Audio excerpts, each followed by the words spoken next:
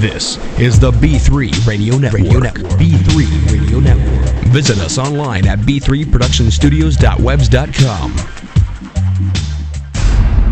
In a world where car companies are numbered in the hundreds, Chevrolet, Pontiac, Honda, Mitsubishi, Kawasaki, GMC, Lotus, Toyota, Acura, Nissan, Lexus, you need to know the facts, the latest information for everything about cars, trucks, motorcycles, and ATVs. This is Speed. Welcome back to Speed on the B3 Radio Network, and if you're seeing us, welcome back also for all our viewers out there. Don't forget we webcast every show and series here on the B3 Radio Network. You can always see everything that the company has to offer at b3productionstudios.webs.com, and you can always call us at 626-532-7154. That's 626-532-7154, or give us an email at speedradio3@yahoo.com. You all right over there, man? Sound like you've got a cold or something. Yeah, I'm a little under the weather because freaking weather changing. I mean, come on, it was raining a couple days ago. Now it's... Well, at least someone's trying to kill you, right? Well, not that you know. I don't know of anything. Well, sadly, the same can't be said for the Chrysler Group's little Dodge Avenger. Reports are coming in that the Chrysler Group may kill one half of its mid-size sedan twins. Sad to say. Right there is the Chrysler 200 and the Dodge Avenger, both 2011 model years. The company is considering scrapping the Dodge Avenger within the next 2 to 3 years in order to focus its resources on the mechanically identical Chrysler 200. So both of them share the same platform. They're both built on the same identical platform. They're both mechanically the same. They just have a different shell and a different badge. I mean, okay, they both look pretty good, but I'd go with the Avenger. Avenger. I'm a fan of the Avenger more so than the Chrysler 200. Yeah, the Avenger looks pretty good. It's just, yeah, I'd rather go with the Avenger. The Chrysler executives, though, believe that the cut would help reduce the cost of the two mid-size sedans. This would help prevent one model from stealing sales from another one. So they're so identical, I guess, that the buyers, there's a group of buyers that like these vehicles, and they go into the lot and they see the Chrysler 200 and they see the Dodge Avenger, and instead of just buying one of them, they consider both of them.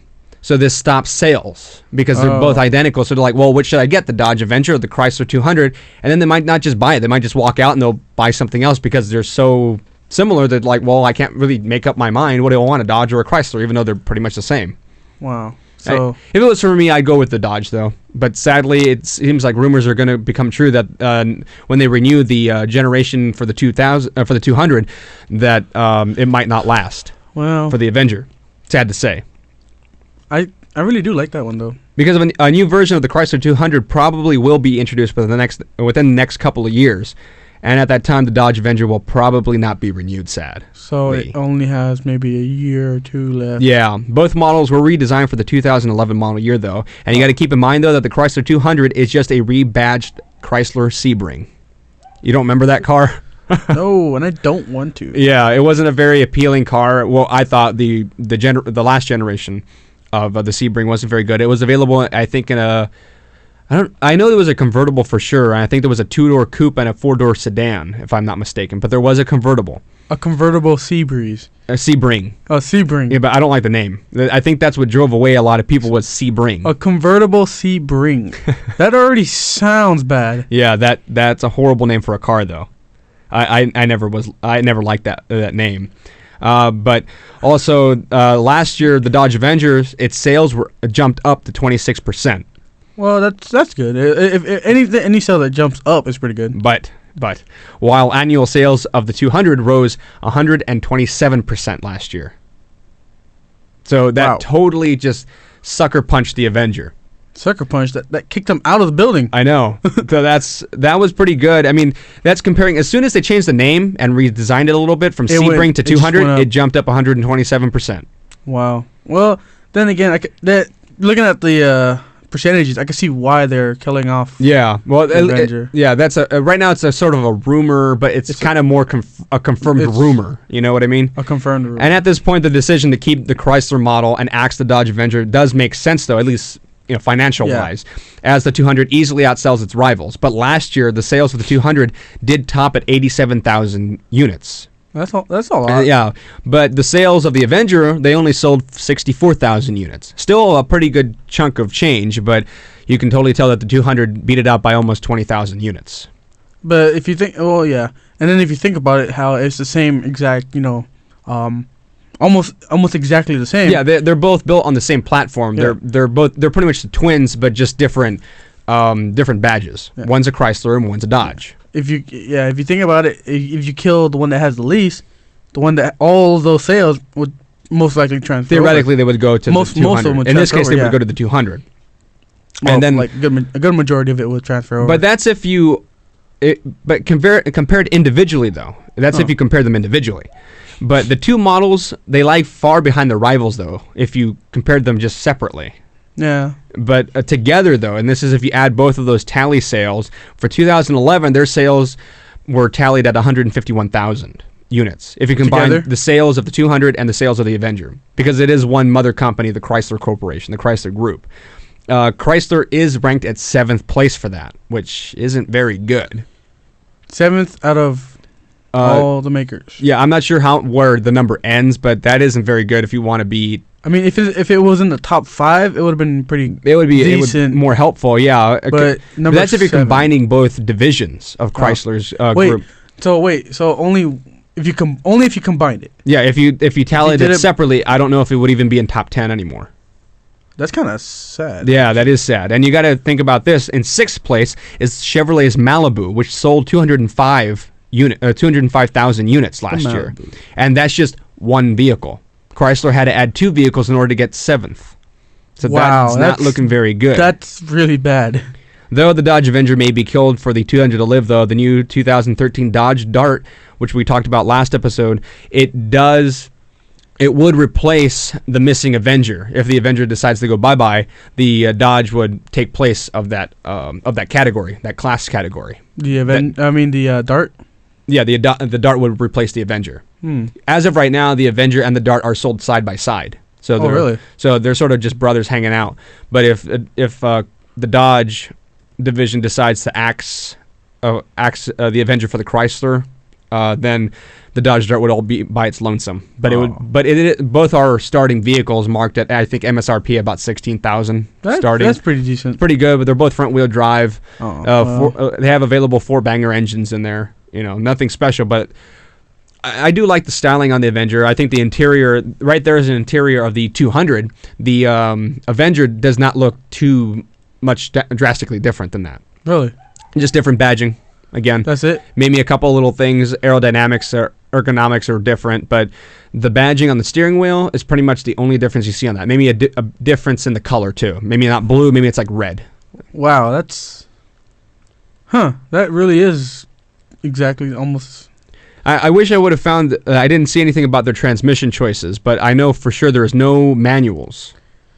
No manual transmissions available, especially I know that for sure for the 200. I can't say the same for the Avenger, but for the 200, all they have is I believe only one paddle shifting. Yeah, only one transmission choice. Only one, not even automatic. They have it automatic, but it's a paddle shifter. Really? So it has the gate for up down shifts. That's all you have. That's the only choice. As far as I know, doing my research, that was the only choice available for the Chrysler 200. So I say they kind of lacklustered in the transmission category. For my own taste, my own personal taste, I would not have gotten that vehicle just for that. You know what I mean? Yeah. So sad to say, looks like the Dodge Avenger might be killed off, which I would be sad because I do like its body styling. I think it is very nice. I think it needs bigger fog lamps. Yeah, I agree with you there because the headlights probably like about that big. Yeah, they're probably like what, a good 4 inches, maybe at the max. They could bump that up. Yeah. But another thing that does need to be bumped up though is a little story here from good old General Motors. Is the Chevrolet brand failing by not giving us, the consumer, a Chevrolet SS, a Cruze SS? Now, if you heard us talk about this car last week, you'll be reminded that the Cruze, if you're not familiar with the compact sedan from Chevrolet, division of General Motors, you got to check out this car because I do love this little car. It has nice lines, it has a small, nimble little body, and it has an available 6-speed manual or a 6-speed automatic transmission. And they're linked to an engine that can produce 42 mpg. That's pretty good. Front wheel drive, so not bad for this day and age, and also 5 different types of models to choose from, all with a great engine that produces 138 horsepower at 148 foot-pounds of torque. Wait, so the engines are the same on all the models? All the models, yeah. Huh. It is an entry level, not an entry level vehicle, not base entry, but it's in the bottom category of Chevrolet's brand. It isn't an expensive car. I believe it starts at around the 20s, low 20s. Oh well, that's not bad. That's not too bad. I think one of the earlier models starts at about 19, working on about. I think the max one out is about 32,000. Hoy. So it's not too bad.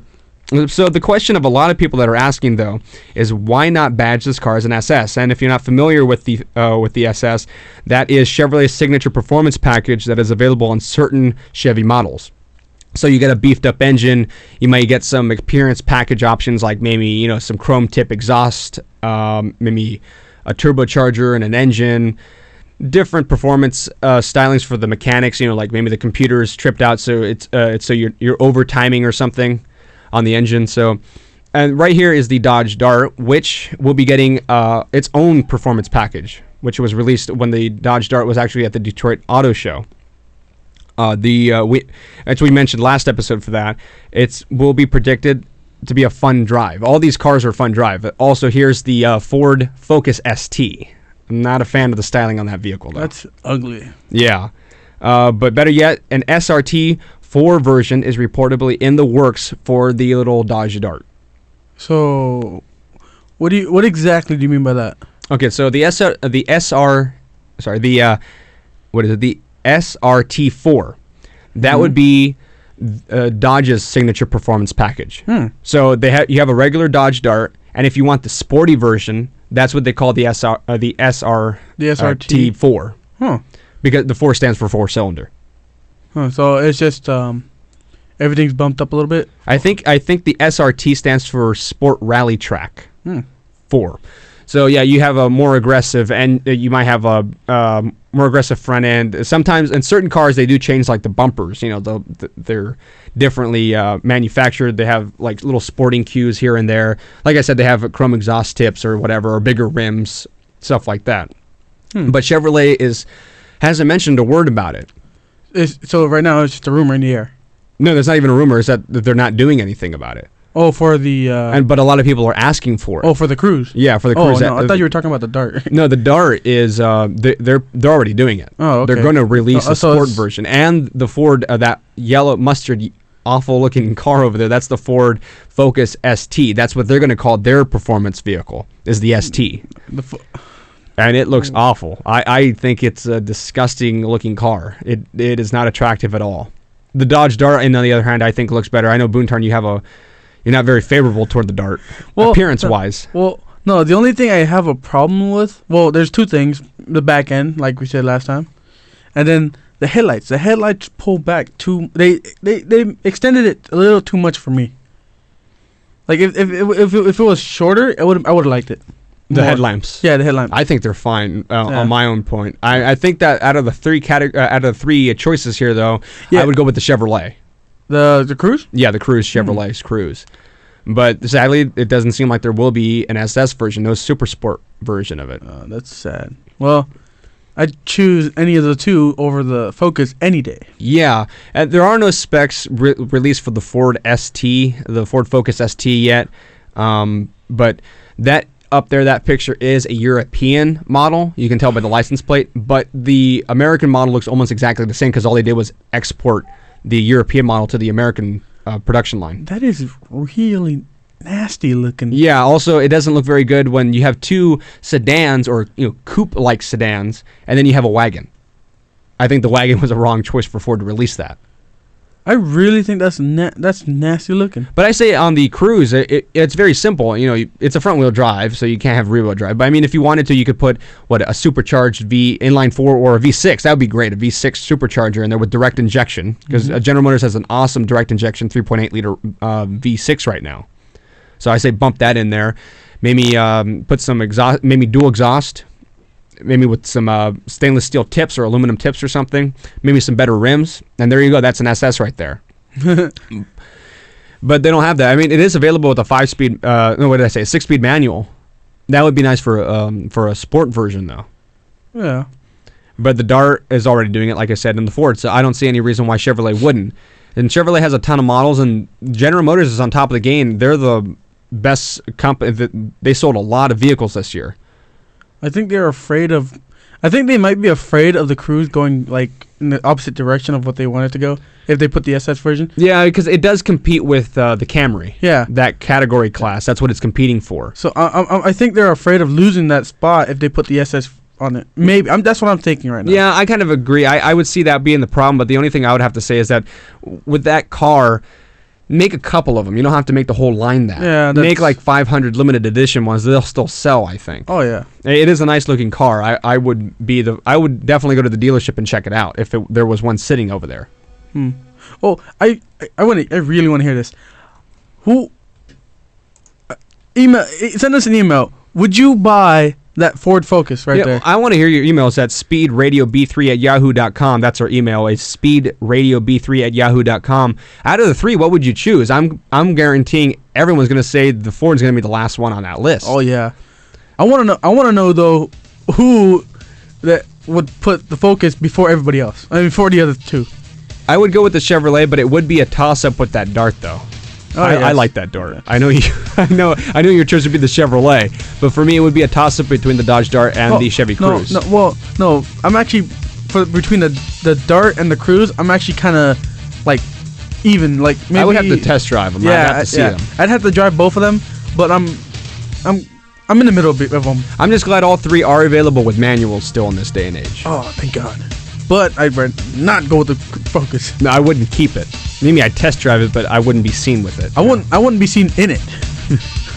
You'd walk off that lot. Yes, I would. We'll be right back. This is Speed on the B3 Radio Network.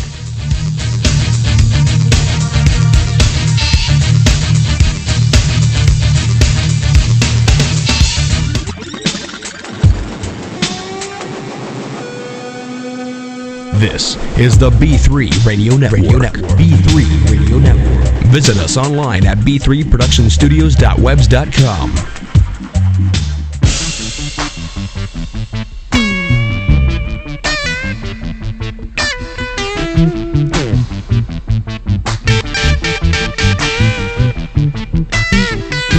Welcome back to Speed on the B3 Radio Network. I'm Brian Bombarios, and behind the boards again is Boontar and MacGyver Horn.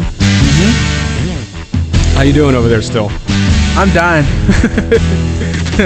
I'm doing all right. You doing fine? It just ignore the sniffing. That's me trying to breathe. Well, at least you're not in disputes with anybody either.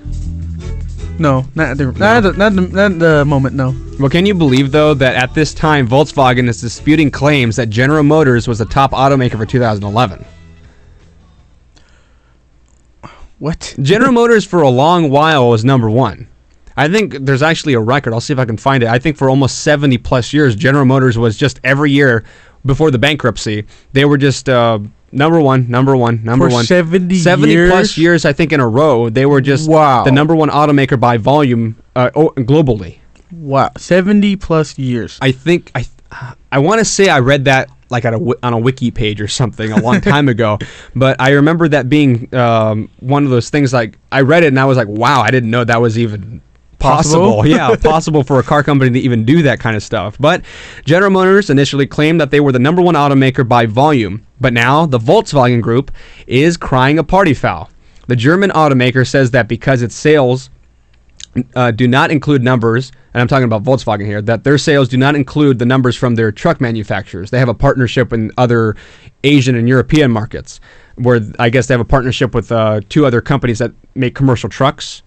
And with those tallies, they haven't added them in yet. But Volkswagen Group they claim that they want to be that they are the biggest automaker of 2011. Wait, what about GM? Did they include their commercial lineup or no?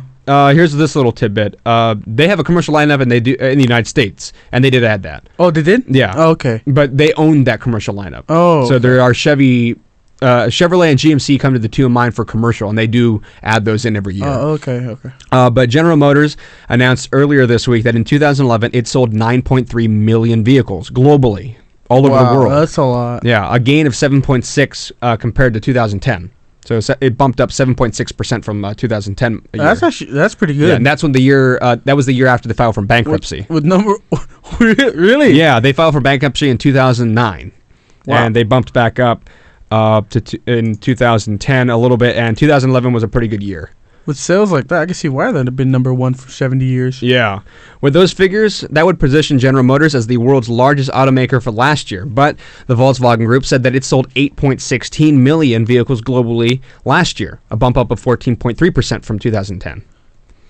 But that would put them as the second largest, right? Yeah, that's... Well, now here's a little final touch, though. Now that Volkswagen is disputing the claims, Volkswagen suggests that they beat GM, because according to Volkswagen's numbers of 8.16, that does not include their sales from two commercial truck divisions called MAN, M-A-N, and Scania. Sorry, it's European. Oh. I'm guessing a French or German or something, because it is Volkswagen. Yeah. But I'm not sure if I'm pronouncing that right at all. It's S-C-A-N-I-A. Never heard of it, though. At least they're not here or have any presence in the United States. But once those figures are added, it will significantly boost VW's annual sales tally. There is no specific number, and there is no suggestion on how much Volkswagen claims that they might beat General Motors. But on top of that, GM sale figures, they were padded out 1 million sales by, they have a venture with Chinese automakers called SAIC and a motor company and Wuling Motor Co. If I'm pronouncing those wrong, please forgive me, I don't speak Chinese, but those are the two names of the companies.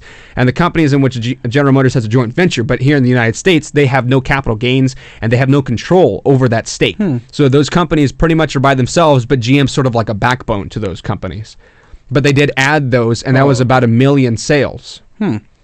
But VW said that if General Motors took out, if they even left that 1 million that they claim General Motors shouldn't have even added anyway, VW is still saying beat them? They would still beat them. Maybe not by a large number, but they say they would be over the next million. Because General Motors is a 9.3, VW is suggesting maybe 10 million. They would probably have sold. I mean, but here in the United States, you don't see too many VW companies or anything around. Like this little tidbit here, in 2011, the Volkswagen Group, which includes Audi and Bentley cars, don't they also own Lamborghini? Last time I heard... Or it was Ferrari. I think it was Lamborghini. No, it was Lamborghinis that I heard. But yeah, I remember it was one of those big sports cars that I heard, and I was like, wow, I didn't know they owned them. Yeah, no. They own Lamborghini, which threw me off guard. I was shocked for about 2 days. And I heard that they own a small part of Ferrari. A small part. Yeah, I think there might be a partnership or something with Ferrari. But even then, though, that's pretty big. Yeah. But at least here in the United States, the Volkswagen Group only sold 444,000 vehicles in the U.S. That is an insignificant number. Sadly, they still beat the two mid-sized cars, the Chrysler 200 and the Dodge Avenger. Those two cars didn't even beat this at all. But I mean, if you think about it, 151,000 from our last story, the Chrysler 200 and the Dodge Avenger, that's like 1/4 of VW sales. So if you put in that comparison, that's still pretty good. Yeah. Sadly, for VW. But in the United States, it did compared to 2010, VW's sales gain was 23.3%. That's actually pretty. Yeah. But at the same time, in 2010, the year after General Motors filed for bankruptcy, General Motors only sold 2.5 million. And this year, for their 2011 finance stuff, they sold 9.3. That's a huge increase of a couple of handfuls of million cars. That's a lot, dude. An increase of 13%. Wow. But VW still has the nads to say, we beat you. Yeah. And just for a little tidbit here also, that the best-selling Chevrolet the best-selling vehicle for General Motors is Chevrolet's Silverado pickup truck, and VW's best is the Jetta sedan. Two completely different vehicles. But I have to admit, that is a nice-looking Jetta. I wouldn't be seen in it, but it looks decent for a German automaker, I think. Oh, yeah. I mean, it's a commercial entry-level vehicle, again. I think Jetta's base at 15,000, I think, 14,000. For the Jetta? Yeah, I think don't they base really low? I think so. Yeah. I think that's one of their entry level vehicles, isn't it? I think most of them are entry level. Yeah. But well, I'll keep an eye on that. I am interested to see what they actually account their numbers when they add them all up. I'd still rather not be seeing it any Volkswagen. No, but I mean, either way, I mean those are big numbers. The only one okay, no, I take that back. There's only one. Well, there's only two VWs I'd rather be seeing in it, but they're the old, really old ones. The old metalhead and the old van. Ah, yes. The hippie van. Well, I wouldn't be seeing that, but yeah. But compared to the new ones, I'd rather be seeing in the old ones. Well, you know what's a new classic is the Jeep Wrangler. Now, the Jeep Wrangler hasn't changed its looks in like over 70 years. They just refresh it. I mean, look at that Wrangler right there. That's a pretty good looking Wrangler. And also, it's iconic for being a 4x4 and an off-roader. Aren't they all 4x4s? As far as I know, there is an available 2x4, rear-wheel drive. But I don't know why you would get that. I guess if you want a Wrangler, but you have like no money, that's like the Wrangler you get. That's like the base model. It's one of, I think it's one of those ones where, look, I got a Wrangler. Oh, can you go off-road? No. Yeah, it's not trail rated. Jeep actually has a trail rating system. Really? But we hear that Jeep wants to boost its production of Wranglers to meet its increase in demand. So I guess there's not enough Wranglers on the road right now. The sales of the Jeep Wrangler were up in a big way last year, so it would come to a little surprise that Chrysler, the group that owns Jeep, wants to bump up its sales by producing more vehicles on the assembly line. Jeep sold 122,000+ Wrangler and Wrangler Unlimited models last year, jump of 30%. And some would likely attribute that to its 2012 model year because of its vast improvements. I heard the interior got a big upgrade with its Chrysler has their U-Touch system, their infotainment system, with all their media and stuff in there. That's the picture of the new one, right? Yes, the 2012. Yes, handsome looking vehicle. I'd get that in maybe a blood red or like blue. I think midnight a blue, yeah, would look pretty nice. And also, I guess they bumped up their engine too, not power-wise, but they improved it. So it gets a bit better fuel economy, I think 1 mile per gallon more, but it reacts better. I guess it has better torque and stuff in it. It's the new 3.6-liter Pentastar V6 engine. And it gets 0 to 60 3 seconds faster than the old engine used to produce from the 11 model year. And in any case, the Wrangler is at the mercy of its production lines, though, the factories that make the 4x4 off-roader, which the factories work at 20 hours a day, 6 days a week, pumping out about 700 cars a day. That's a ton of vehicles, like a lot of vehicles over time. Wow. And as of December 2011, the 1st of December, roughly there was a 67-day period where there were a lot of Wranglers just sitting on lots not doing much. But as soon as they bumped up the infotainment system, they started selling like crazy. So for 2 months straight, they just had extra, like yeah, a little over 2 months. They just kind of sat there, not really doing anything. The sales were gathering down. Cobwebs or whatnot. Yeah, well, I'm pretty sure they washed them every day, but yeah, but they were trying to sell them. But through the second half of the year, the end of this year, they started selling pretty good. They rose from 20. They started going up to 25%, and at the end of the year, over 70%. Wow, that's a big in sales. That's a big jump in sales. And Chrysler predicts that if they added another shift onto their production line, that it would increase their output. Right now, it's 700 vehicles a day. It would be outputted to 790 by the end of June. Oh wow, that's pretty good, actually. And the group that owns, or the group that's in cahoots with the production line. Cahoots. Yeah. They say that by increasing their production line, they could also employ 25 extra workers. Wow. Or at least have an available 25 extra shifts. That's pretty good. So, I mean, that would be employing a couple of extra people there, too. They would be adding 2 different shifts for the positions on the new product line, which would mean 5 Wranglers. Every hour, they would produce 5 more Wranglers on the road. That's pretty good. So that I wouldn't mind seeing extra Wranglers around. I mean, actually, out here in where we live, there's not really a lot of Wranglers. I've seen older ones, not newer ones. No newer ones, but older ones, yes.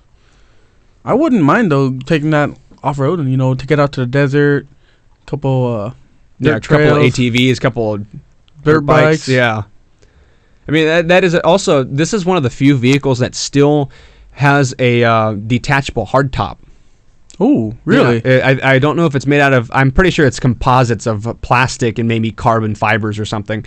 But yeah, the whole top, you have your option of either the cloth top, like the traditional Wrangler you always see with that, like that leather kind of thing. Leather kind of thing. But it also has an available hard top that you can detach, and I guess you're supposed to leave it in your garage or something when you go on trips or something. But you can also do that too. It's one of the few vehicles that still do that in this day and age. That's pretty cool. But it is one of the most legendary 4x4s. And wasn't there a Modern Warfare 3 version of it too? Yes, last time I heard it was, but I didn't think it would. I think I saw the commercial. Ones. Yeah. So the Modern Warfare 3 that came out is actually one of the newer models. Yeah. I wouldn't mind driving that around. I wouldn't think that there would be the infotainment system there for the army guys, right? When you're driving around. But I wouldn't mind driving that around though. Yeah, but I mean that is a good looking vehicle, and great that they can boost up sales. That's good for everybody. Just put a winch cable at the front, a ram bar, some fog lamps. Yeah, I think a couple of next episodes we need to get onto our off-roading segments here too. Ooh. We've only been doing cars. This is the show about motorcycles, cars, trucks, and ATVs. We need to get working on the other half of the show. But yeah, that's our stories for this week. And like I said, I'm just glad to see Jeep being bumped up. It's about time. I haven't seen any. I heard there's a rumor that they want to bring back the Jeep truck too. They had a truck? They had a truck. I think the C7, and there's rumors that they want to bring it back. Ooh. I'd like to see There's not enough trucks on the road. No. At least not American trucks. You know how I roll. Yeah. American, and there's not enough of them. He hates imports. Well, I don't hate them. I just I have more of my heart goes out. If there's a car, an import and a domestic, I'll go toward the domestic first. I'll check it out first. Imports right here. And don't forget, you can always call us or leave us a voicemail. Hopefully, we'll get the phone systems up and running next week. I just bought the new equipment, so hopefully we'll be installing it up and getting it up. That's 626-532-7154, 626-532-7154. Or you can email us at speedradiob3@yahoo.com. And like Boone Turn said earlier, I want to hear your thoughts on, out of those three vehicles, which one would you get in order? Would you get the Chevrolet Cruze, the Dodge Dart, or the Ford Focus ST? Whoever votes for the Focus, please send why? Yeah. Why would you go with the Focus?